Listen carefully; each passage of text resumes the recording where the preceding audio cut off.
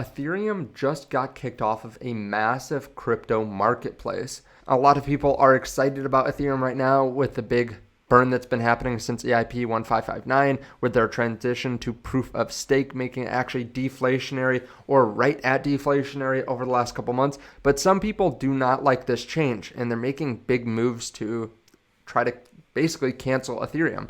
I want to talk about that here today. This is actually coming from a very large company that serves millions and millions of clients every single year.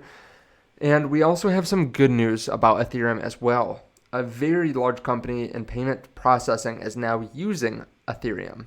And we're going to go through all that. If you don't mind hitting the subscribe button underneath the video, you can get access to up-to-date content as much as I can post, because I'm not just posting at certain times during the day. I'm posting when things are important that come out. Like last night, I made a video past midnight about a new crypto company that just was announced that they were going to go bankrupt. So hit that subscribe button, turn on the bell notification so you know right when I post a video. There are also links underneath the video in case you want some free money through moomoo. You can sign up for their stock trading platform and get some free money if you just deposit $100 on the platform.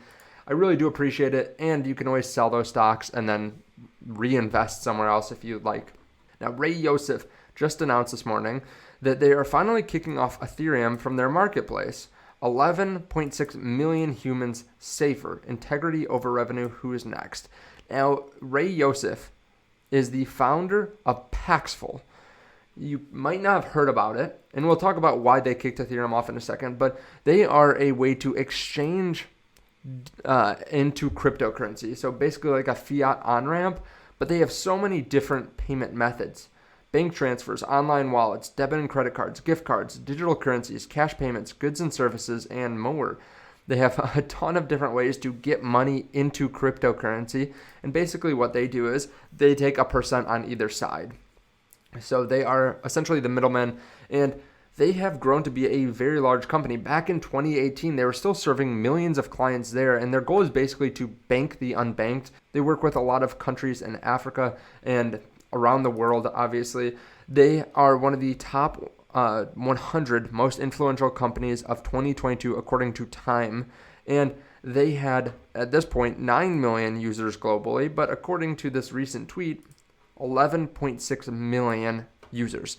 Now, why is Paxful taking Ethereum off their marketplace? Well, they say the biggest problem in the world is economic apartheid. It's the root of all humanity's problems, and they want to see a world where Bitcoin frees billions of people held back by the evil system, especially those unnecessarily harmed living in the global south. This is why he built Paxful, to achieve this mission. It's what drives him, and it's from the heart, and this is personal for him. So why specifically Ethereum?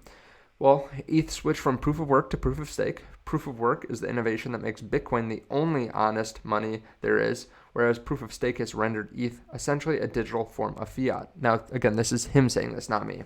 ETH is not decentralized. It is controlled by a small group of people, and one day you will need permission to use it. ETH has also had some utility on real use cases such as credit and lending, but it thrives because of tokenization. The tokens that ETH has spawned have been scams that have robbed people out of billions. They've stolen valuable momentum away from Bitcoin and cost us years on our mission. They say basically that the industry is under attack, which means responsibility to protect our users is greater than ever. So they are trying to make everything right. They're trying to put the mission above profits. Now, let's break this down. ETH switched from proof of work to proof of stake. Proof of work is the innovation that makes Bitcoin the only honest money there is, whereas proof of stake has rendered ETH essentially a digital form of fiat. So I think what they're trying to get at here, and there are a lot of people that like proof of work more than proof of stake. With proof of work, you need to give up something. You need to buy machines, or you need to pay for electricity. You need something. There's a buy-in. Whereas proof of stake, you can essentially, if you just have the currency already, you can just make tons of money after that. So it essentially widens the gap of the rich and the poor. I am assuming this is what they're saying, right? If you have a lot of Ethereum, you can just stake it and continuously make more and more, which is basically a form of fiat. They're going to keep on printing more Ethereum. Now, that is questionable because of the burn that happens on Ethereum. They also say ETH is not decentralized. It's controlled by a small group of people, and one day you'll need permission to use it. that is true that it's controlled by a small group of people. Ethereum has developers, it has a team.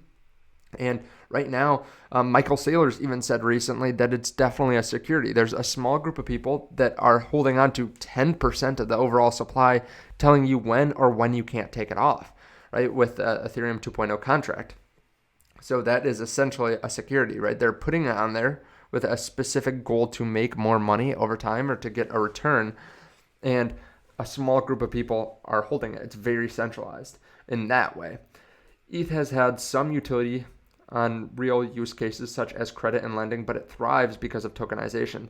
They say that billions of people have been scammed, or billions of dollars have been scammed out of people. That's definitely a problem in crypto, right? All the rug pulls, all the exchanges, all the crap projects that are run on some of these different cryptocurrencies.